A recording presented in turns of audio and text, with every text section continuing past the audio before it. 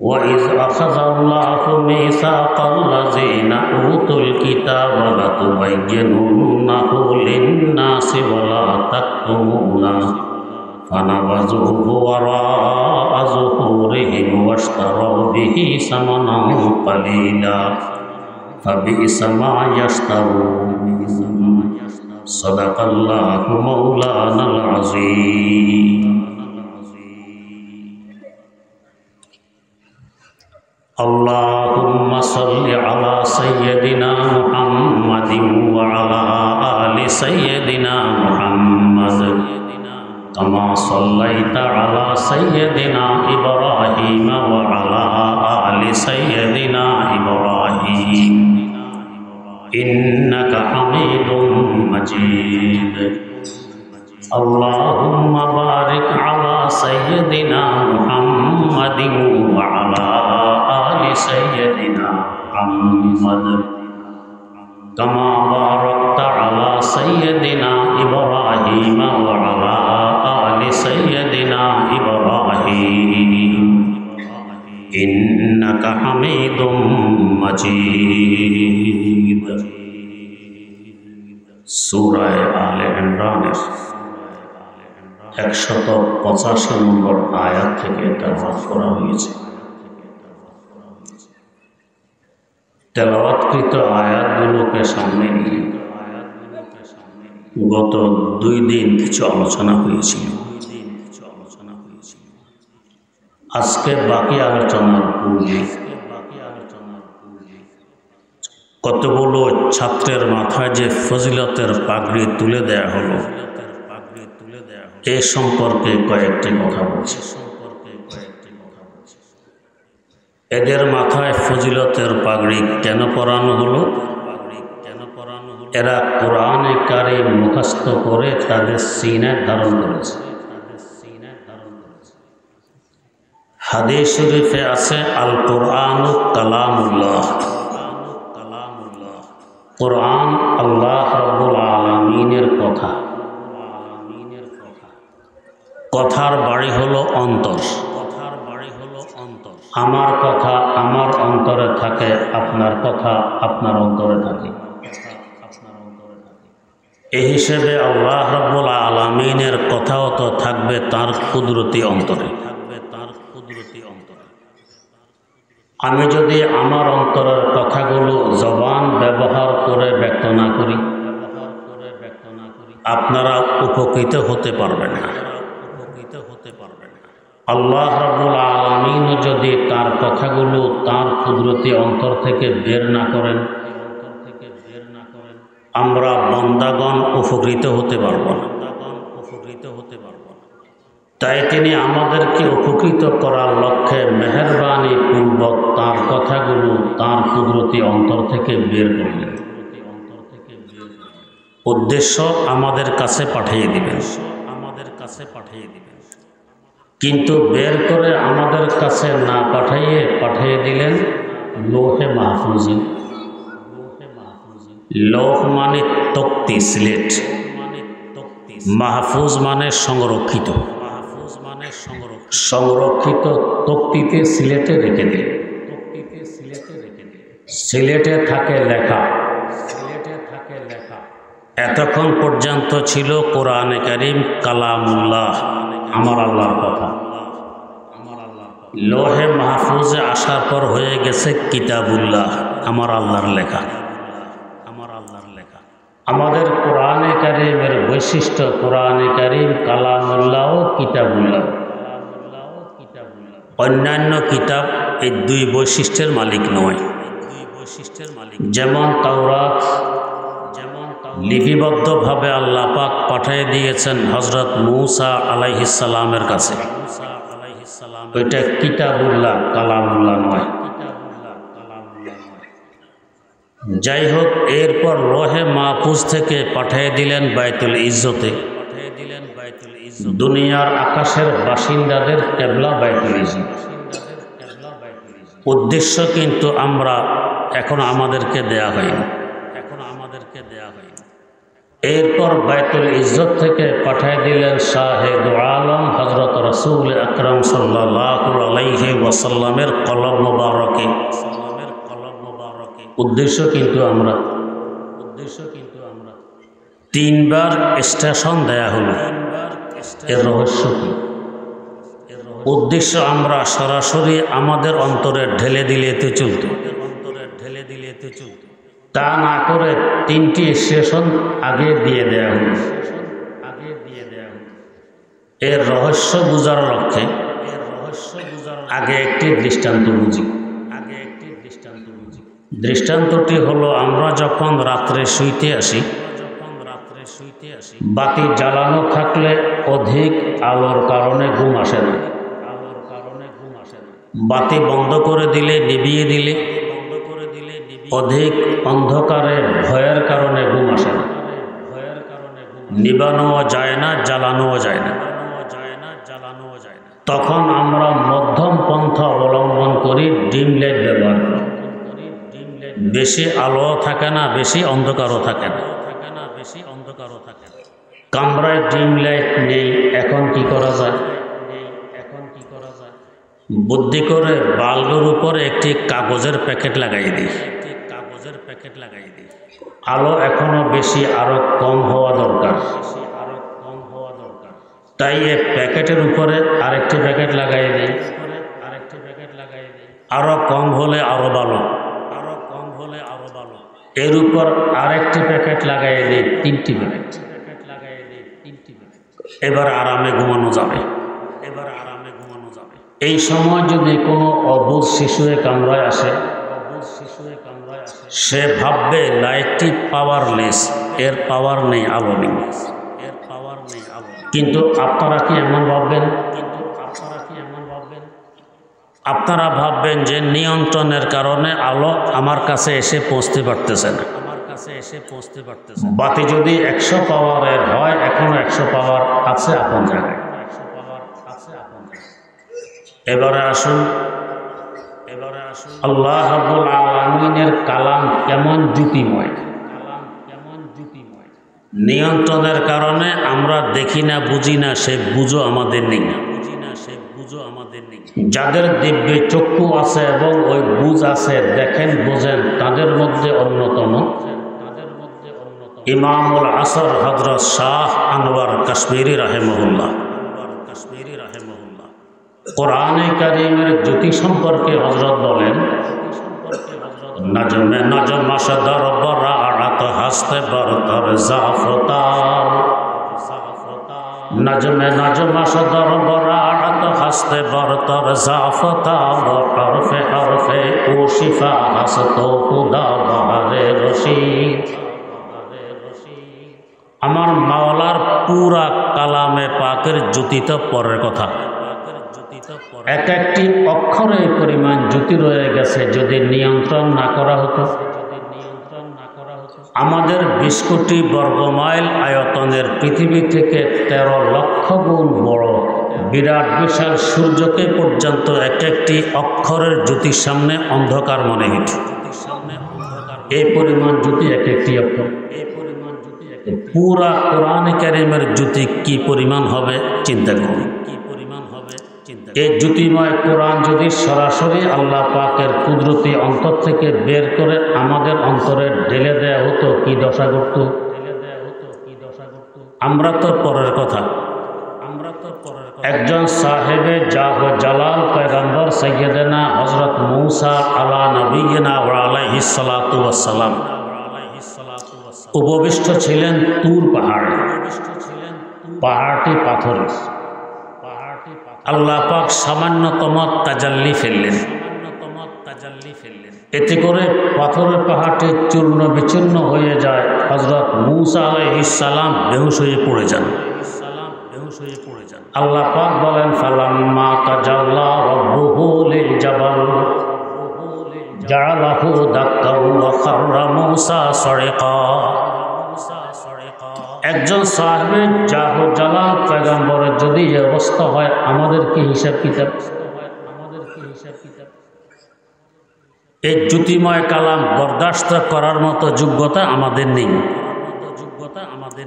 তাই সরাসরি আমাদের অন্তরে ঢেলে দিলে হয়তো জ্বলে পুড়ে আমরা অস্তিত্ব হারিয়ে ফেলতাম। তাই তিনি মেহেরবানি পূর্বক 3টি স্টেশন দিলেন, মানে 3বার নিয়ন্ত্রণ করলেন, প্যাকেট লাগাই দিলেন, একটি আরশে লোহে মাহফুজে, আবার বাইতুল ইজ্জতে, আবার রাসূল আকরাম সাল্লাল্লাহু আলাইহি ওয়াসাল্লামের কলব মুবারক। 3বার নিয়ন্ত্রণের পর এই উম্মত বরদাস্ত করতে পারবে। এখন আদেশ আসলো উতলু মা উহিয়া ইলাইকা মিনাল কিতাব, ওহীর মাধ্যমে যে কিতাব আপনার কাছে পাঠানো হয়েছে আপনি তেলাওয়াত করে তা উম্মতকে পৌঁছিয়ে দিন। এখন উম্মত বরদাস্ত করতে পারেন। এবারে আসুন, এই কালাম পুরা 30 পারা এই ছাত্রগুলোর কলবে আছে, অন্তরে আছে, সিনের ভিতরে আছে। তবে তারা হাফেজে কোরআন, এই কালাম তাদের সিনের ভিতরে আনতে তাদেরকে, যাদের এই বিষয়ে অভিজ্ঞতা আছে তারা বলেন কমস কম একটি আয়াত 2000 বার তেলাওয়াত করতে হয়েছে। তার মানে তাদের পুরা কোরআনে কারীম তেলাওয়াত হয়েছে মুখস্থ করা পর্যন্ত 2000 খতম। এই কালাম সিনা ধরে রাখতে হলে তাদেরকে প্রতিদিন 3 পারা তেলাওয়াত করতে হয়। প্রতি 10 দিনে 1 খতম, 1 মাসে 3 খতম, বছরে 36 খতম। এভাবে পুরা জীবনে তাদের কয় হাজার খতম হয়, আর আমরা কয় খতম করি? এই মেহনত আর পরিশ্রমের বিনিময়ে কালাম তাদের সিনার ভিতরে ঢুকেছে। এই কালাম আছে তাদের সিনায়, কালাম আছে দো জাহানের বাদশাহ হযরত রাসূল আকরাম সাল্লাল্লাহু আলাইহি ওয়াসাল্লামের সিনা মুবারক। এখন এই সিনাটা হলো দো জাহানের বাদশার সিনা মুবারকের সাদৃশ্য। এই সিনাটার মূল্য কেমন? আবার এই কালাম আছে এদের অন্তরে, কালাম আছে বাইতুল ইজ্জতে। এখন এদের অন্তর সাদৃশ্য হলো বাইতুল ইজ্জতের, এই অন্তরটার দাম কত? আবার এই কালাম আছে এদের অন্তরে, কালাম আছে লোহে মাহফুজে, এদের অন্তরটা এখন সাদৃশ্য হলো লোহে মাহফুজে। এই অন্তরটির মর্যাদা কেমন? এই কালাম আছে তাদের অন্তরে, কালাম আছে আল্লাহ রাব্বুল আলামিনের কুদরতি অন্তরে। অতএব এই অন্তরটি জাহান্নামের আগুনে জ্বলবে, কল্পনা করা যায়? যায় না তো যায় না। কালামের বরকতে আল্লাহ রাব্বুল আলামিন এদেরকে এমন একটি পাওয়ার দান করেছে, এদের বংশী এমন 10 জন মানুষ যাদের জন্য জাহান্নাম অপরিহার্য হয়ে পড়েছে। এদেরকে সুপারিশ করে এরা জাহান্নাম থেকে নিষ্কৃতি দিয়ে জান্নাতি বানাইতে পারে। কালামের বরকত এটা তো হলো, এরা শুধু কালাম মুখস্থ করেছে, এখনো কালাম বুঝার মতো এলেম অর্জন করেনি। আর যে সমস্ত আলেমেরা কালামের অনুবাদ বোঝে, ব্যাখ্যা বোঝে, বিশ্লেষণ বোঝে, তাফসির বোঝে, তাদের পাওয়ার কি আল্লাহ পাক দান করেছেন? এরা অসংখ্য মানুষকে সুপারিশ করে জাহান্নাম থেকে নিষ্কৃতি দিয়ে জান্নাতি বানাইতে পারবে, এদের কোনো সীমাটিমা নেই। কারণ নবী করিম সাল্লাল্লাহু আলাইহি ওয়াসাল্লাম বলে গেছেন, বুখারী শরীফে বর্ণিত হাদিস, ইন্নাল উলামা ওয়ারাসাতুল আম্বিয়া, নিঃসন্দেহে আলেম সমাজ নবীদের উত্তরসূরি। নবীরা কত মানুষকে সুপারিশ করে জান্নাতে নেবে তার কোনো সীমা সংখ্যা আছে? নেই। নবীর উত্তরসূরি কোনো সীমা সংখ্যা নেই। আপনাদের অনেকের হয়তো জানা আছে বাংলাদেশের দ্বিতীয় বৃহত্তম ইউনিভার্সিটি চিটাগাং ইউনিভার্সিটি। এই ইউনিভার্সিটি হওয়ার সিদ্ধান্ত ছিল কুমিল্লা। তখন প্রেসিডেন্ট ছিলেন ফিল্ড মার্শাল মোহাম্মদ আইয়ুব খান। তিনি মাত্র 2 দিনের জন্য বিদেশ সফরে গেছেন। যাওয়ার সময় তার প্রতিনিধি বানায় গেলেন চিটাগাংয়ের ফজলুল কাদের চৌধুরী সাহেবকে। চিটাগাংয়ের ভাষায় তাকে বলা হয়তো হগা চৌধুরী। এই 2 দিনে তিনি কুমিল্লার ভার্সিটি কেটে চিটাগাং নিয়ে কাজ শুরু করে দেন। সরকারের নিয়ম আছে, নির্দিষ্ট পরিমাণের অঙ্ক কোথাও ব্যয় হয়ে গেলে এখান থেকে কাজটি আর সরানো হয় না। আইয়ুব খান এসে দেখে কুমিল্লার ভার্সিটি চিটাগাং শুরু হয়ে গেছে, এর থেকে বেশি অঙ্ক ব্যয় হয়ে গেছে, তাই এই ভার্সিটি আর কুমিল্লা আনা হয় না। তো ফজলুল কাদের চৌধুরী সাহেব কোন পাওয়ারে কুমিল্লার ভার্সিটি চিটাগাং নিয়ে গেলেন? আইয়ুব খান মূল প্রেসিডেন্ট, তার যে পাওয়ার ছিল তার প্রতিনিধিরও সেই পাওয়ার। নবী করিম সাল্লাল্লাহু আলাইহি ওয়াসাল্লাম ঘোষণা দিলেন, ওলামায়ে কেরাম আমার প্রতিনিধি। তো তিনি যেমন অসংখ্য মানুষকে সুপারিশ করে জাহান্নাম থেকে নিষ্কৃতি দিয়ে জান্নাতি বানাইতে পারবেন, তার উত্তরসূরিরাও অসংখ্য মানুষকে সুপারিশ করে জান্নাতি বানাইতে পারবেন। এদের কোনো সীমা সংখ্যা নেই। এবারে আরেকটু চিন্তা করি, এই হাফেজে কোরআনের দাম কত, আলেমে কোরআনের মূল্য কেমন? এবার আরেকটু বুঝি, এই মহামূল্যবান কোরআনে কারীম আমাদের কাছে কেন পাঠাইলেন এত স্টেশন দিয়ে? এই রহস্যটা বোঝার জন্য আগে আরেকটি কথা বুঝি, তা হল আল্লাহ রাব্বুল আলামিন আমাদেরকে সৃষ্টি করেছেন বন্ধু বানানোর লক্ষ্যে। আমরা হব তার বন্ধু, তিনি হবেন আমাদের বন্ধু, আমাদের মধ্যে আচরণ হবে বন্ধুসুলভ। কি দলিল, কি প্রমাণ আমাদেরকে বন্ধু বানানোর লক্ষ্যে সৃষ্টি করেছেন? আল্লাহ পাক বলেন, ইন্না আরাদনাল আমানাতা আলাস সামাওয়াতি ওয়াল আরদি ওয়াল জিবাল ফাআবাইনা আন ইয়াহমিলনাহা ওয়া আশফাকনা মিনহা ওয়া হামালাহাল ইনসান ইন্নাহু কানা যালুমান জাহুলা। আমি একটি আমানত দিতে চাইলাম আকাশসমূহকে। আমানতের মানে হলো কোরআনে কারীম। দিতে চাইলাম আকাশসমূহকে, এরা অস্বীকার করলো, আমরা নিতে পারবো না। আমাদের ধারণ ক্ষমতা থেকে আমানতটির ওজন অনেক বেশি।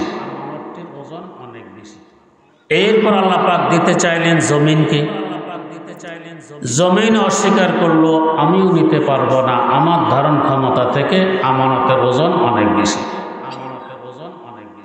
অতঃপর দিতে চাইলেন পাহাড় সমূহকে, এরাও অস্বীকার করলো, আমরাও নিতে পারবো না, আমাদের ধারণ ক্ষমতা থেকে আমানতের ওজন অনেক বেশি।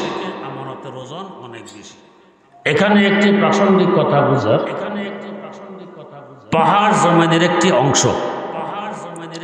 পাহাড়ের তুলনায় জমিন অনেক বড়, 20 কোটি বর্গ মাইল এর আয়তন। জমিনের তুলনায় আকাশ কত বড়, প্রথম দিনের বয়ানে আপনারা শুনেছেন। কল্পনার বাইরে বড়।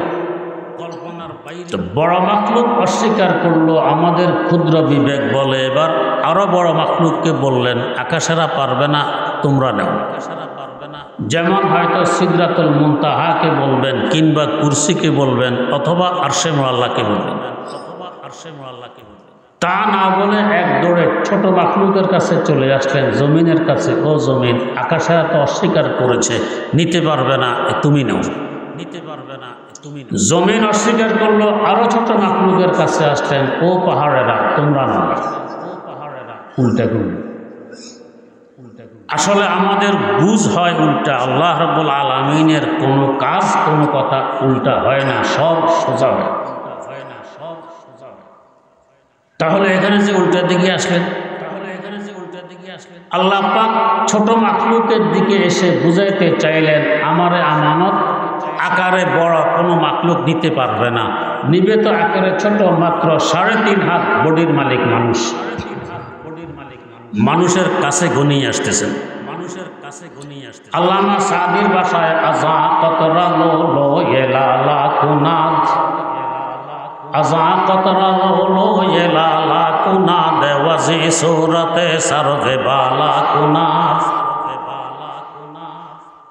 জিনুক সাগরে বাস করে, হা করলে সাগরের পানি দিয়ে তার পেট বোঝাই হয়।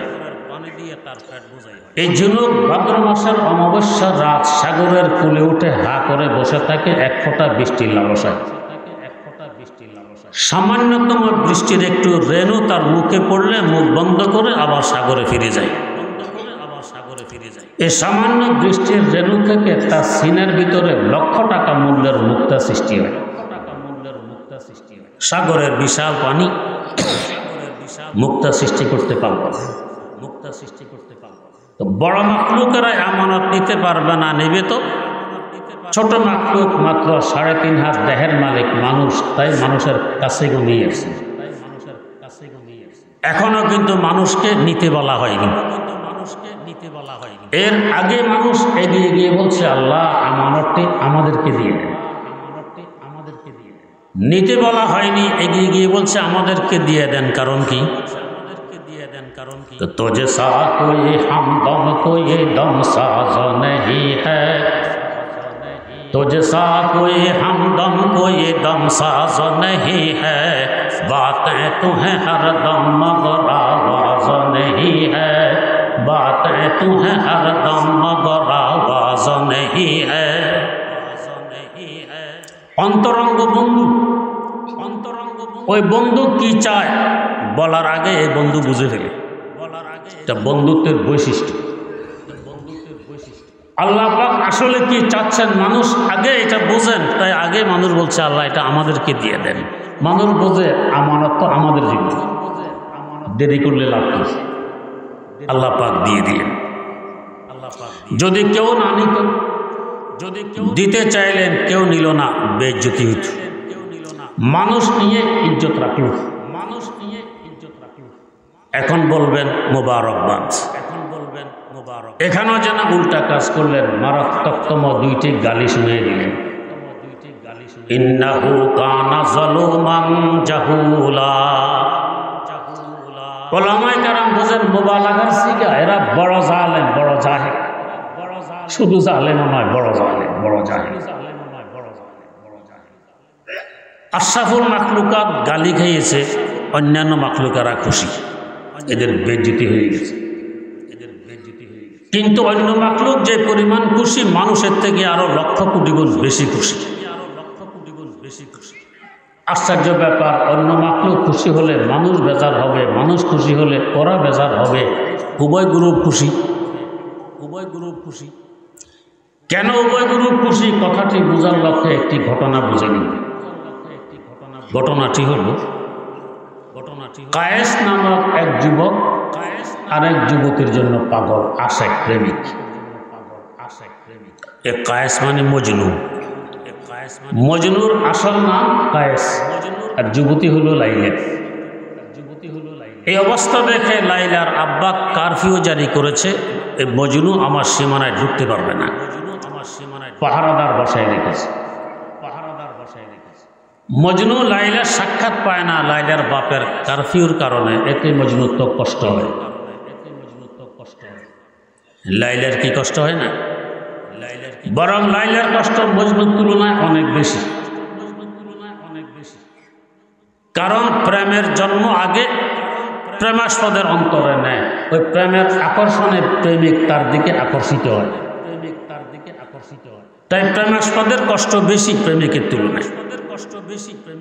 इश्क़ अव्वल दर दिले माशूक़ पैदा निशावत, इश्क़ अव्वल दर दिले माशूक़ पैदा निशावत, ताना सूज़द शमअ कै परवाना शायदा निशावत। देखो मोम জ্বালাইলে চতুর্দিক থেকে হাজার হাজার পোকা এসে ঝাঁপ দেয়, পরপাখা হাত পা জ্বালিয়ে ফেলে। এরা মোমের প্রেমিক। কখন মোমের প্রেমিক হয়েছে? যখন মোমের মাথায় প্রেমের আগুন জ্বলেছে তখন। যতক্ষণ না মোমের মাথায় প্রেমের আগুন জ্বলেনি অতক্ষণ এই পোকাগুলো মোমের দিকে তাকাইয়াও দেখে। পোকামাকড়গুলো জাপ দিয়ে হাত পা পরপাখা জ্বালিয়ে ফেলেছে, কিন্তু অস্তিত্ব এখনো আছে। সকালে আসতে দেখবেন গড়াগড়ি খায়। মোমের অবস্থা কি ঘটল? মোমের অবস্থা जो जलाता है किसी को वो भी जलता है जरूर, जो जलाता है किसी को वो भी जलता है जरूर, शम्अ भी जल जाती है परवाना जल जाने के बाद। মমতা তার অস্তিত্ব বিলীন করে ফেলেছে, তার অস্তিত্ব আর বাকি রয়নি। তার মানে কষ্ট বেশি হয়েছে কার? মোমের, প্রেমাস্পদ। মজনুর তুলনায় লাইলার কষ্ট আরো অনেক বেশি। তাই তো সাক্ষাতের ব্যবস্থায় লাইলা করেছে, মজনু পারেনি। কিভাবে করল? লাইলা ঘোষণা দিল অমুক তারিখে আমি আমার স্বহস্তে ফকিরদেরকে ভিক্ষা দিই। উদ্দেশ্য কিন্তু গরিবের সাহায্য নয়। লাইলা একথা বলতে আমার ঘোষণা আমার প্রেমিক মজনুর কানেও পৌঁছবে। তখন মজনু ফকিরের বেশভূষা নিয়ে আমার সামনে আসতে পারবে, এক বাহানায় সাক্ষাৎ হয়ে যাবে। পাহারাদাররা তো মজনুর পাহারাদারি করে, ফকির পাহারাদারি তো করে। যেমন আমাদের দেশের বহু এনজিও আকর্ষণীয় শিরোনাম নিয়ে আসে, এরা দারিদ্রতা বিমোচন করে। আসলে উদ্দেশ্য এই গরিবের সাহায্য, নিজের স্বার্থ উদ্দেশ্য। আমাদের অর্থ সম্পদ কেড়ে নেওয়ার পাশাপাশি আমাদের আমল ও ঈমান কেড়ে নেওয়া তাদের উদ্দেশ্য। না হয় দেখা গেছে একই র্যাঙ্কের চাকরি আমার দেশের একজনে করে, যে দেশের এনজিও ওই দেশের একজনে করে। আমাদের দেশের লোকটির বেতন যদি হয় 20,000, ওদের দেশের লোকটির বেতন হয় 1,20,000। এত ব্যবধান কেন? আমাদের ব্যাংক থেকে লোন নিলে বছরে 15% সুদ দিতে হয়, আর ওদের থেকে লোন নিলে আগামী সপ্তাহ থেকে কিস্তি পরিশোধ করা লাগে। বছরের শেষে হিসাব করলে দেখা যায় 150% সুদ দিতে হয়। তাহলে উদ্দেশ্য গরিবের সাহায্য না, উদ্দেশ্য তাদের স্বার্থ উদ্দেশ্য। আমরা বুঝি না। লাইলের উদ্দেশ্য ফকিরদের ভিক্ষা না, উদ্দেশ্য তার স্বার্থ উদ্ধার, তার প্রেমিকের সাথে সাক্ষাৎ ঘটল। তাই নির্দিষ্ট তারিখে ফকিরেরা লাইন ধরেছে লাইলার স্বহস্তে ভিক্ষা নিবে। মজনুও লাইনে দাঁড়াই আছে। आई लैला और सबों को कुछ दिया, हाथ से मजनू का कासा ले लिया, फिर दिया तब का ज़मी पर एक बार, रक्स से मजनू हुआ बेख्तियार। यूँ कहा लोगों ने आए मजनू ने खाम, रक्स करने का है इस जात क्या मकाम। बस कहा खामोश तू आशिक नहीं, आशिकी के रमज से वाकिफ नहीं। ये बला हरगिज़ नहीं ये नाज है, ये भी माशूकी का एक अंदाज है। किसके आशिक के हुए ऐसे नसीब, जो बला नाजिल करे अपना हबीब। लाइला भिक्षा दिए दिए फकीरদেরকে বিদায় দিয়েছে। মজনু সিরিয়াল এসে গেছে। এতক্ষণ লাইলা ভিক্ষা দেয়, ফকিরেরা ভিক্ষা নেয়।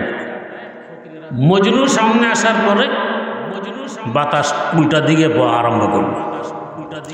লাইলা ভিক্ষুক সাজে বলতেছে, এই ফকির তোরে ভিক্ষার জোলা, এই টোবলা টাবলি এগুলো আমাকে দিয়ে দে। মজনু বলে দিব না। দে দিব না। এক পর্যায়ে লাইলা এগিয়ে গিয়ে ধরছে টোবলা কেড়ে নিয়ে আসবে। মজনুও ছাড়ে না। দুজনের দস্তাদস্তি টোবলা। এক সময় মজনুর টোবলা লাইলার হাতে এসে গেছে।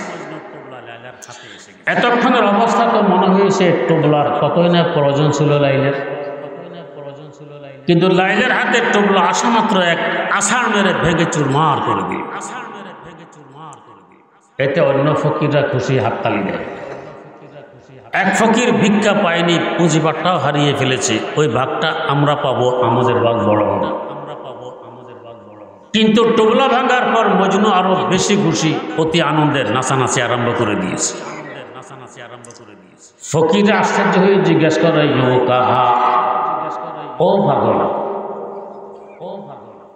ভিক্ষা পাওনি, পুঁজিবাটটা হারিয়েছ, কান্দার কথা, খুশিতে নাচানাচি করতেছো, কারণটা কি? बस कहा लोगों ने आए मजनू ने खाम, रक्स करने का है इस जा क्या मकाम। মজনু জবাব দে, ও ফকিরেরা, তোদের উদ্দেশ্য এক মুষ্টি ভিক্ষা, আমার উদ্দেশ্য ভিক্ষা দাতা। ভিক্ষার ভিক্ষা দাতার মধ্যে যে ব্যবধান, তোদের আর আমার মধ্যে সেই ব্যবধান। তোদের নে এক কোষ্ঠী ভিক্ষা দিয়ে আমাকে বিদায় করে দিল।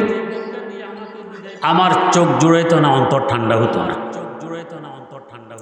ভিক্ষা না দিয়ে টোল্লা চাইলো, এক বাহানায় কতক্ষণ কথাবার্তার সুযোগ মিলে গেল। এরপরে টোল্লা নিয়ে কাড়াকাড়ি চললো, আমার দেহ তার দেহের সাথে মিলল। এতে কি মজা আর কি স্বাদ এটা আমি বুঝি, তোরা কি বুঝবি? তোদের দেহে তো প্রেম প্রীতির বাতাসও লাগে।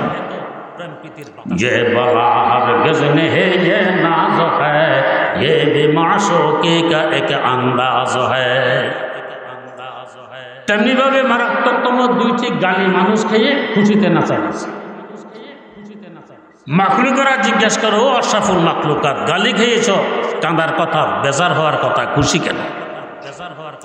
মানুষ জবাব দেয়, সখতিয়া করতা হো দিল পর গায়র সে গাফিল হো মাই, সখতিয়া করতা হো দিল পর গায়র সে গাফিল হো মাই, হায় ক্যা अच्छी कही जालिम हो मैं जाहिल हो मैं, हाय क्या अच्छी कही जालिम हो मैं जाहिल हो मैं, है मेरी जिल्लत ही कुछ मेरी शराफत की दलील, जिसकी गफलत को मलक रोते हैं वो गाफिल हो मैं, जिसकी गफलत को मलक रोते हैं वो गाफिल हो मैं। মানুষ জবাব দেয়, ও মাখলুকের গোষ্ঠী, দুই গালির ভিতরে কি লুকিয়ে আছে তোরা কি বুঝবি? তোদের গায়ে তো প্রেম প্রীতির বাতাস লাগে। যে দুইটি গালিকে তোরা আমাদের বেইজ্জতির কারণ মনে করছিস, দুইটি গালি আমাদের ইজ্জতের সার্টিফিকেট। অন্তরঙ্গ বন্ধু আপনাকে হরিপুর রেখে চলে গেছে আমেরিকা, 3 বছর কোনো খোঁজ খবর নেই। অপেক্ষা করতে করতে ধৈর্যহারা হয়ে কাগজ কলম হাতে নিয়ে লিখতে বসলেন। কি লিখলেন? ও হে জালেম নিষ্ঠুর। 3 বছর অপেক্ষার পর কাগজ কলম হাতে নিয়ে লিখতে বসলেন। জালেম নিষ্ঠুর শব্দদ্বয় দেখে এক ব্যক্তি ভাবতেছে, আরে বাবা রে, কত বড় দুশ্মনের কাছে লিখতেছে। তাকে জালেম লিখেছে, নিষ্ঠুর লিখেছে। আপনি বলতেছে সে দুশ্মন না দোস্ত। আমার দুইটি শব্দ নিয়ে চিঠি যখন তার হাতে পৌঁছবে, তার অবস্থায় জবাব দিয়ে দিই। দুইটি শব্দ নিয়ে চিঠি পৌঁছেছে আমেরিকার বন্ধুর হাতে।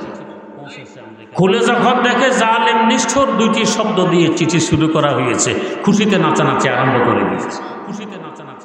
আমি তো 3 বছর ভুলে বসে রইলাম, বন্ধু তো আমাকে এখনো বলেনি। এই শব্দদ্বয় তার পরিচয় বহন করে। তো মানুষ বোঝে, দুইটি গালি দিয়ে আল্লাহ পাক পরিচয় দিয়ে দিলেন, ও মানুষেরা আমি তোদের বন্ধু, তোরা আমার বন্ধু। है मेरी जिल्लत है कुछ मेरी शराफत की दलील, जिसकी गफलत को मलक रोते हैं वो गाफिल हो मैं, सख्तियाँ करता हूँ दिल पर गैर से गाफिल हो मैं, हाय क्या अच्छी कही जालिम हो मैं जाहिल हो मैं। বন্ধুত্বের পরিচয় দিয়ে দিই। দুজনের মধ্যে যখন বন্ধুত্ব গড়ে ওঠে, উভয়জনের চাহিদা থাকে কাছাকাছি থাকা। বন্ধু তুমি হরিপুর থাকলে আমাকে হরিপুর রেখে দিবে, ঢাকা চলে গেলে আমাকেও ঢাকা নিয়ে যাবে। আল্লাহ রাব্বুল আলামিন সেই বন্ধুত্বের দাবি পূরণের লক্ষ্যে আমাদের থাকার ব্যবস্থা করলেন জান্নাতে। প্রথম দিনের বয়ানে শুনেছেন জান্নাত কোথায়। তাফসীরে রুহুল মাআনিতে উল্লেখ আছে, আমাদের জান্নাতের ছাদ এবং আরশে মুআল্লার তলা হলো এক। তার মানে আমাদেরকে যেন তার কুদরতি কদমের নিচে থাকতে দিলে, আর কত কাছে থাকতে দিলে। বন্ধুত্বের দাবি গ্রহণ করলেন। প্রশ্ন জাগে, তো এখন যে আবার দূরে পাঠাই দিলেন। এর রহস্য হলো, বন্ধু যদি সবসময় বন্ধুর বগলে বগলে ঘুরে পাশে থাকে, মিলনের স্বাদ বোঝে না, বন্ধুত্বের মজা বোঝে না। মিলনের স্বাদ এবং বন্ধুত্বের মজা বুঝতে হলে বিচ্ছেদ যন্ত্রণা সহ্য করতে হয়, বিরহ বেদনা সইতে হয়। এরপর যখন আবার মিলন ঘটে, তখন বুঝে আসে মিলনের স্বাদ কত। আল্লাহ পাক যেন জানায় দিলেন, বন্ধুরা সব সময় যদি আমার কুদরতি কদমের নিচে জান্নাতে বসবাস করতে থাকো, কাছে থাকার মজা বুঝবে না, দিদারের স্বাদ বুঝবে না। কাছে থাকার মজা, দিদারের স্বাদ বুঝতে হলে বিচ্ছেদ বেদনা সইতে হবে। এই লক্ষ্যে যাও, তোমাদেরকে পাঠিয়ে দিলাম দুনিয়ার সফরে। সফর শেষ করে আবার যখন তোমাদের আদি বাসস্থান বাপের বাড়ি জান্নাতে প্রবেশ করবে, আমি বন্ধুর দিদার করবে, তখন বুঝবে দিদারের মজা কত, কাছে থাকার স্বাদ কত।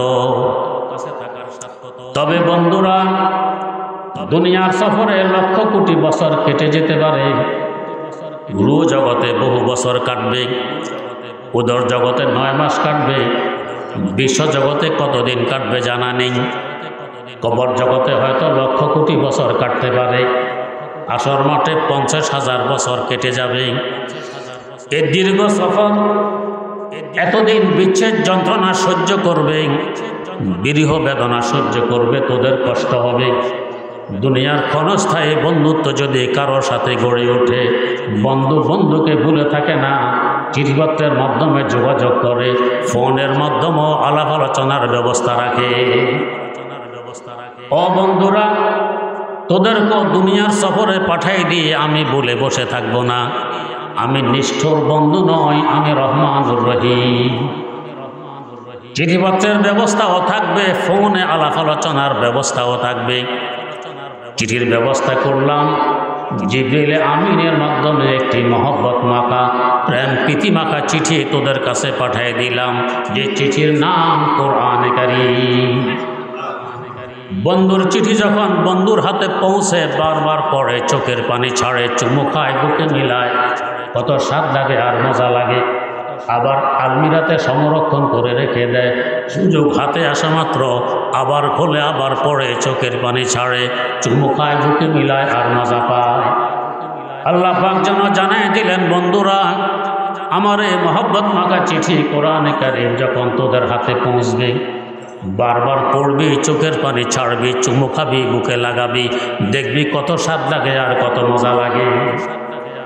আমার ওস্তাদ মুহতারাম শাইখুল হাদিস আল্লামা আজিজুল হক রাহিমাহুল্লাহু তাআলা বড় মজা নিয়ে একটি করতেন, যে বাহারে আলমে হোসনাস দিল জাতা জমিদারাদ, বাহারে আলমে হোসনাস দিল জাতা জমিদারাদ, বরং আসহাবে সুরতরা বাবু আরবাবে মানারা, বরং আসহাবে সুরতরা বাবু আরবাবে মানারা।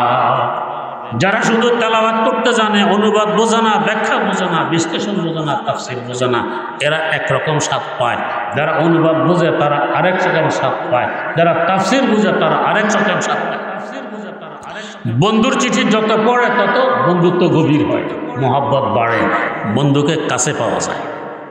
আল্লাহ রাব্বুল আলামিন যেন জানাই দিলেন, আমার মহব্বত মাখা কোরআন, এই চিঠি যত পড়বি আমাকে তত কাছে পাবি, আমার মহব্বত তোর কত বাড়তে থাকবে। ইমাম বুখারী রাহিমাহুল্লাহু তাআলার উস্তাদ ইমাম আহমদ বিন হাম্বল রাহিমাহুল্লাহ, হাম্বলী মাযহাবের প্রবর্তক, আল্লাহ রাব্বুল আলামিনকে স্বপ্নে দেখলেন 99 বার। এরপর আফসোস করতেছেন, একটি প্রয়োজনীয় কথা জিজ্ঞেস করার ছিল, সুযোগ হাতে আসেনি। আর একটিবার যদি জিয়ারত নসিব হয়, ওই কথাটি জিজ্ঞেস করে নিতেন। আল্লাহ রাব্বুল আলামিনের মেহেরবানি, আরেকবার স্বপ্ন যুগে জিয়ারত হয়ে গেছে, সুযোগ হাতে এসেছে, কথাটি জিজ্ঞেস করে নিয়ে আসে। এমন সুযোগ আমাদের হাতে আসলে কি জিজ্ঞেস করতেন? আল্লাহ, কি কাজ করলে রাতারাতি কোটিপতি হওয়া যায়? কি কাজ করলে হ্যান্ডবিল, পোস্টার, ব্যানার, মিটিং, মিছিল, ইলেকশনের ঝামেলা ছাড়া ক্ষমতা দখল করা যায়? একটু বলে দেন। ইমাম এগুলো জিজ্ঞেস করলেন, কারণ যে যা চিনে সে তা কিনে। ইমাম বোঝেন এগুলো হাতের ময়লা, এগুলো পায়ের জিনিস। আজ আমি কোটিপতি, কাল আমি পথের ফকির। এমন ঘটনাও তো ইতিহাসে আছে। বাগদাদের খলিফাতুল মুসলিমিন এক সময় ভিক্ষা করে দুমুঠে ভাত জোগাড় করতে হয়েছে। আজ আমি ক্ষমতায়, কাল জেলখানায়, আজ ক্ষমতায়, কাল ফাঁসির কাষ্টে, আজ ক্ষমতায়, কাল পলাতক। এই ক্ষমতায় তো আমাকে দশা ঘটে। ইমাম এগুলো জিজ্ঞেস করলেন না। কি জিজ্ঞেস করলেন? আল্লাহ কি কাজ করলে আপনাকে আমার মানা যায়, কি কাজ করলে আপনার নৈকট্য লাভ করা যায়, একটু মেহেরবানি করে বলে দিন। কত গুরুত্বপূর্ণ প্রশ্ন। আল্লাহকে যদি আমার বানাইতে পারে, পুরা সৃষ্টি জগতে তো আমার। जो तो मेरा तो सब मेरा, फलक मेरा ज़मीं मेरी, जो तो मेरा तो सब मेरा, फलक मेरा ज़मीं मेरी, अगर तू एक नहीं मेरा तो कोई शय नहीं मेरी। আল্লাহর কুলিতে বলেছিলেন তো বকা নাজর নমি দারাম ফকিরাম ওয়ালে দারাম খোদা এ জর আমিরাম। ঘরে পয়সা নেই, মানুষ ভাবতে পারে আরে পয়সা না থাকলে কি হবে, পয়সার মালিক আমার ঘরে আছেন, অতএব আমি ফকির নই, আমি আমির। আমাদের এই হরিপুর মাদ্রাসার নে কওমি মাদ্রাসায় একটি কিতাব পড়ানো হয়, কালিনবী আরবি সাহিত্যের কিতাব। এই কিতাবে একটি ঘটনা উল্লেখ আছে, খলিফা হারুন রশিদের ঘটনা। তিনি একজন কালো কুশ্রী বান্দিকে ভালোবাসেন। তার এই ভালোবাসার খবর মন্ত্রী মিনিস্টারদের কানেও পৌঁছে গেছে। এরা কানাঘুষা করে, এই বিশাল রাজ্যে বুঝি বাদশাহ সুন্দরী যুবতী পায়নি, এক কালিশালী কুশ্রী এক মেয়ে পেয়েছে ভালোবাসতে। বাদশার কানো মন্ত্রীদের কানাঘুষার আওয়াজ পৌঁছে। বাদশাহ ভাবলেন কেন আমি একে ভালোবাসি, বুঝিয়ে দিতে হবে। তবে কথায় নয় কাজে, নিয়মতাই। আমরা তো কথার বাহার। এই যে সামনে ইলেকশন আসতেছে, এক একজন প্রার্থী মঞ্চে দাঁড়াইল, হায়রে ওয়াদা অঙ্গীকার, ভোট দেওয়ার দেরি, অমুকখানে স্কুল, অমুকখানে কলেজ, অমুকখানে মাদ্রাসা, অমুকখানে মসজিদ, অমুকখানে রাস্তা, পোল, কালভার্ট, পুরো এলাকা হয়ে যাবে স্বর্ণ। যখন ওয়াদাগুলো করতেছে তখনও মনে আছে ফুরুন একটাও করবে না। তাহলে ওয়াদা করতে অসুবিধা কি? কথার বাহার, কাজের ঠুনঠুন, এ হলো আমাদের অবস্থা। এটা নিয়ম নয়। ইসলাম আমাদেরকে উপহার দিয়ে গেছেন হযরত নবী করিম সাল্লাল্লাহু আলাইহি ওয়াসাল্লাম। কথায় না কাজে, কথা থেকে কাজ অনেক বেশি। তার কাজকে বলা হয় ফেরেলি হাদিস, কথাকে বলা হয় কাউলি হাদিস। একটি হাদিসের কিতাব খুলে দেখুন, কানজুল উম্মাল, 18 খণ্ডের কিতাব, প্রায় 46,000-এরও বেশি হাদিস এই কিতাবে উল্লেখ আছে। 3 ভাগের 2 ভাগেরও বেশি পাবেন কাজের হাদিস। কথার হাদিস 3 ভাগের 1 ভাগ থেকে কম। তো খলিফা হারুন কাজে বুঝাবেন, কথায় নয়। এই লক্ষ্যে মন্ত্রী মিনিস্টারদেরকে দাওয়াত করলেন। কালো বাঁধিও সে মজলিসে আছে।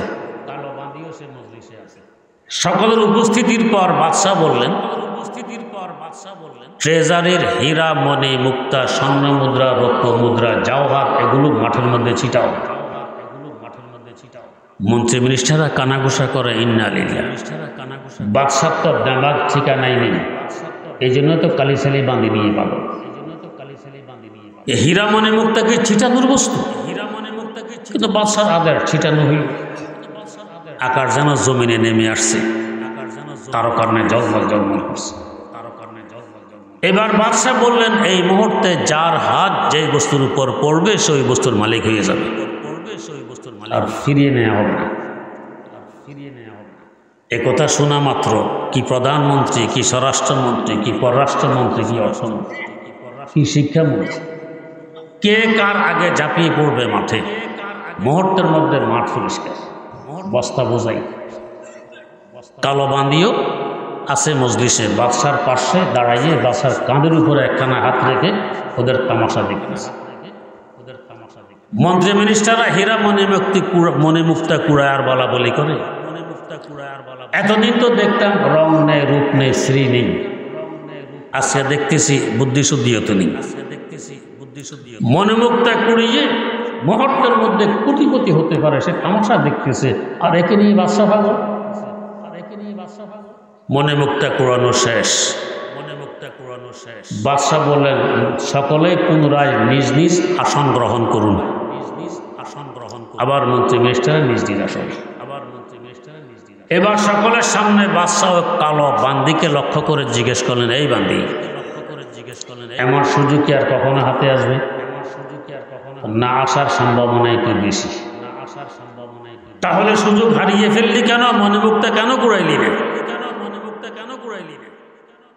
বান্দি জবাব দেয়, বাদশাহ, একটু আগে আপনি বলেছিলেন এই মুহূর্তে যার হাত যেই বস্তুর উপর পড়বে সেই বস্তুর মালিক হয়ে যাবে।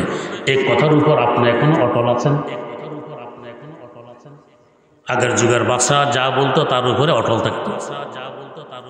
এখনকার নেই রাতারাতি সংসদ ডেকে আইন পরিবর্তন করত।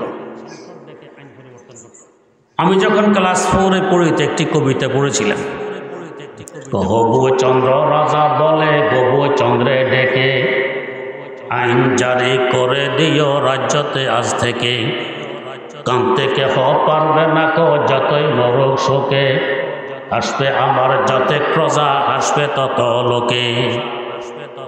মন্ত্রীকে ডেকে বলছে আইন করে দাও, কাঁদা নিষেধ, জোরপূর্বক হাসির রাজ্য বানাবে। আমরা যেভাবে ডিজিটাল বাংলাদেশ বানাই এভাবে যে কানবে তাকে শুলিতে চড়তে হবে। মন্ত্রী আইন শুনিয়ে দিল, এখন আর ভয়ে কেউ কাঁদে না। ওই সময়ের নিয়ম ছিল শুলিতে যদি দৈনিক একজন অপরাধী না চড়ানো হয় শুলি নষ্ট হয়ে যায়। অপরাধী নেই, শুলি নষ্ট হওয়ার পথে। মন্ত্রী এসে বলছে, রাজামশাই, কেউ তো কাঁদে না, অপরাধী নেই, শুলি তো নষ্ট হতে চলছে, শুলি রক্ষা করার কি বুদ্ধি? কি বুলো কি গো কাঁদে না?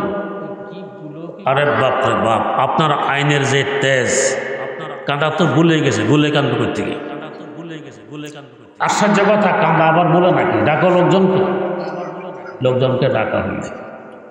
রাজা এসে জিজ্ঞেস করছে, কি ব্যাপার, তোমরা কেউ কি ভুলো কাঁদো না? রাজামশাই, আপনার আইনের যে পাওয়ার, পুলিশ আপনার হাতে, র্যাব আপনার হাতে, আর্মি আপনার হাতে, সব আপনার হাতে, কাঁদা তো আমরা ভুলেই গেছি।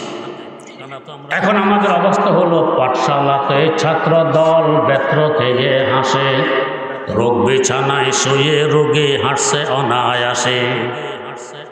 শিক্ষক পিঠায় তো ছাত্ররা হাসে, রোগ বিছানায় গড়াগড়ি খায় রোগী, কিন্তু হাসতে হাসতে গড়ায়, সব হাসি। আশ্চর্য ব্যাপার, হাসা কি কাঁদা কি মানুষই বলে? দেখো এভাবে কাঁদতে হয় বলে রাজা হ্যাঁ হ্যাঁ করে কেঁদে দেখাই দিলেন। মন্ত্রী দাঁড়ায় বলছে, রাজা মশাই, আপনার আইন ছিল যে কাঁদবে তাকে শুলিতে চড়তে হবে, আপনি যে এখন কাঁদলেন, আমরা হলে তো সংসদ ডেকে আইন পরিবর্তন করে ফেলতে। রাজা বললেন, কি? রাজা বলেন, আমার আইন নড়বে না এক চুল, আমার সাজা আমি নেব, তৈরি কর শুন, আমার সাজা আমি নেব, তৈরি কর শুন। শুলি প্রস্তুত করো, আমি শুলিতে চড়বো, তারপরে আইন ভঙ্গ করা যাবে না। বাঁধি জিজ্ঞেস করে, একটু আগে যে বলেছিলেন এই মুহূর্তে যার হাত যে বস্তুর উপর পড়বে সেই বস্তুর মালিক হয়ে যাবে, এ কথার উপর আপনি কি এখনো অটল আছেন? বাদশাহ হারুন বলছেন, হ্যাঁ আমি এখন অটল আছি। তাহলে তাকিয়ে দেখুন তো আমার হাতটি কার উপর পড়ে আছে? বাঁধির হাতটা বাদশার কাঁধের উপর। বাঁধি বুঝাই দিল বাদশাহ, এক মুহূর্ত পূর্বে আপনি ছিলেন আমার মালিক, আমি ছিলাম আপনার দাসী। আপনার এক কথার উপর আমলের দরুন এখন আমি হয়ে গেছি আপনার মালিক, আপনি হয়ে গেছেন আমার গোলাম। মন্ত্রী মিনিস্টারদের বস্তার ভিতরে হীরা মণি মুক্তা জওহর স্বর্ণ মুদ্রা রৌপ্য মুদ্রা থাকলে কি হবে? ওদের মালিক যেহেতু আপনি, সব কিছুর মালিক আপনি, আর আমি যখন আপনার মালিক, অতএব এখন সব কিছুর মালিক আমি। যত মেরা তো সব মেরা, ফলক মেরা জমি মেরি, अगर तू एक नहीं मेरा तो कोई शय नहीं मेरी। আল্লাহকে যদি আমার বানাইতে পারে তখন সব কিছু তো আমার। আল্লাহ আমার না হলে পৃথিবীর বাদশা হলে কি হবে? বাস্তবে আমি পথের ফকির। ইমাম জিজ্ঞেস করলেন, আল্লাহ কি কাজ করলে আপনাকে আমার বানানো যায়? আল্লাহু আকবার। কালা বেতেলাওয়াতে কালামি, ইমাম আমার কালাম তেলাওয়াতের মাধ্যমে সহজে আমাকে তোমার বানানো যায়।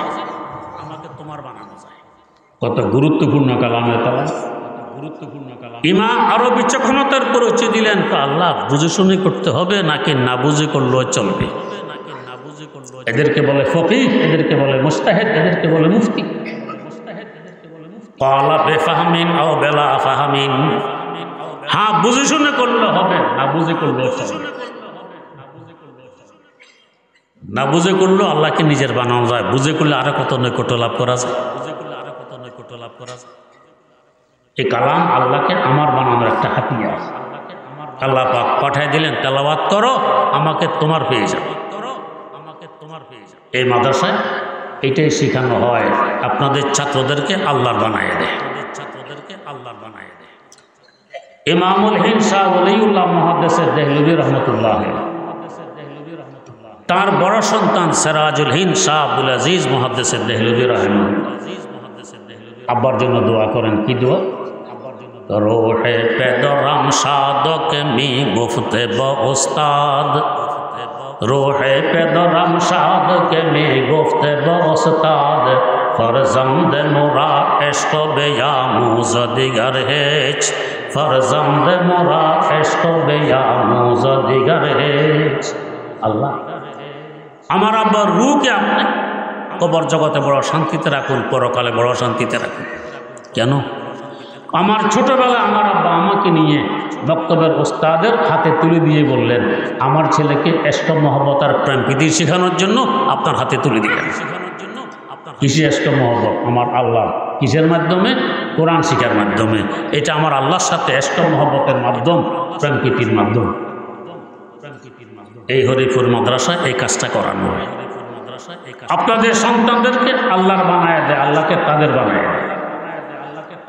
যদি একবারে কোরআনে বিদ্যা সিনা ধারণ করতে পারি, কোরআনে জীবন গড়ে তুলতে পারি, দুনিয়া তো বাদশাহী, আখিরাত বাদশাহী। দুইটি দৃষ্টান্ত দিয়ে শেষ করছি। বেশি দূরে যাওয়া লাগবে না। আমাদের দেশে বড় বড় রাজনৈতিক দল, ক্ষমতাসীন দল সমাবেশ ডাকে। বস্তি থেকে, গার্মেন্টস থেকে বাধ্যতামূলক ফ্রি বাস দিয়ে সমাবেশে নিয়েছে। মহিলাদেরকে শাড়ি দেয়, পুরুষদেরকে দেয় গেঞ্জি। সমাবেশে গেলে দেয় বিরিয়ানির প্যাকেট। বিভিন্ন শিক্ষা প্রতিষ্ঠান, সরকারি প্রতিষ্ঠানে বাধ্য করে সবাই আসতে হবে সমাবেশ। এরপরও মানুষ কয়জন হয় জাতি দেখে। 5ই আগস্ট 8,000 হজরত আহমদ শফি রহমতুল্লাহ ডাক দিলেন, নবীর ইজ্জত রক্ষার ডাক। এক ডাকে 30 লক্ষ মানুষের সমাগম ঘটে ঢাকা শাপলা চত্বর। তিনি আধা পয়সা খরচ করেননি কাউকে আনার জন্য। তাহলে বলুন তো বাদশাহী কার হাতে? মারা যাওয়ার পরে লাহোর শহর রাবি নামক দরিয়ার তীরে অবস্থিত। এই দরিয়ার উত্তর পাড়ে একটি পার্ক, নাম হলো শালিমার পার্ক। এই পার্কে সম্রাট জাহাঙ্গীরের কবর। বাদশাহ আকবরের ছেলে শাহজাহানের আব্বা। দক্ষিণ পাড়ে একজনে কোরআনওয়ালা, আল্লাহওয়ালা বুজুর্গ হযরত দাতা গঞ্জে বক্স আলী আল হাজভীর রাহিমাহুল্লাহু তাআলা মাজার। দুই পাড়ে দিশে লোকেরা পার্কে ঘুরতে যায়। ঘুরতে ঘুরতে জাহাঙ্গীরের কবরের কাছে আসলে বেশির থেকে বেশি এভাবে আঙ্গুল তুলে দেখায়, এটা জাহাঙ্গীরের কবর। এই পর্যন্তই শেষ। পক্ষান্তরে দক্ষিণ পাড়ে যে একজন কোরআনওয়ালা, আল্লাহওয়ালা সাহিত্য, আজ থেকে প্রায় 1000 বছর আগে তিনি ইন্তেকাল করেছেন। তখন থেকে নিয়ে অদ্যাবধি না রাত না দিন অসংখ্য মানুষ তার মাজারে হাজিরি দেয়, জিয়ারত করে, ফাতিহা খানি করে, ইসালে সওয়াব করে। এই অবস্থা দেখে হয়তো সম্রাট জাহাঙ্গীর তার কবর থেকে আফসোস করে আর বলে যে দরমাজারে মা গরিবা নাই চেরাগো নাই গোলে, দরমাজারে মা গরিবা নাই চেরাগো নাই গোলে, নাই পারে পরওয়ানা সুজাদ নাই সদা এ বুলবুলে, নাই পারে পরওয়ানা সুজাদ নাই সদা এ বুলবুলে। হায় আফসোস, একসময় তো ছিল মুকুটধারী সম্রাট, আমার নামে বিকম্পিত ছিল গোটা ভারতবর্ষ। এখন আমি এতিমের ন্যায় অসহায় অবস্থায় একা একা একটি অন্ধকার গর্তে পড়ে আছি দীর্ঘ 300 বছর যাবৎ। একটি মানুষ এখন পৃথিবীতে নেই যে আমার একটি খোঁজ নিবে, একটি নেকি আমার জন্য পাঠাবে। পক্ষান্তরে একজন কোরআনওয়ালা আল্লাহওয়ালা বুজুর্গ নদীর ওই পারে শুইয়াছেন, 1000 বছর যাবৎ অসংখ্য মানুষ তার খোঁজ নেয়, মাজারের পাশে আসে, জিয়ারত করে, ইসালে সওয়াব করে, সওয়াবের পাহাড় তার কাছে জমে যাচ্ছে। আমি অসহায়, মারা যাওয়ার পরও এদের হাতে থাকে বাদশাহী। অতএব ছেলে সন্তান দিবেন মাদ্রাসায়, এই বিদ্যা যদি সিনা ধারণ করে কোরআনে জীবন যাপন করে, ইনশাআল্লাহ দুনিয়া তো বাদশাহী মিলবে, আখিরাত তো বাদশাহী মিলবে। আল্লাহ রাব্বুল আলামিন আমাদেরকে তৌফিক দান করুন। দুইটি কাজ হাতে নেওয়া হয়েছে মাদ্রাসার, প্রয়োজন কিছু বিরছে আমাদের শুনি নেই কিছু। কি পরিমাণ ইট দেওয়া হয়েছিল, পেতে পারবেন?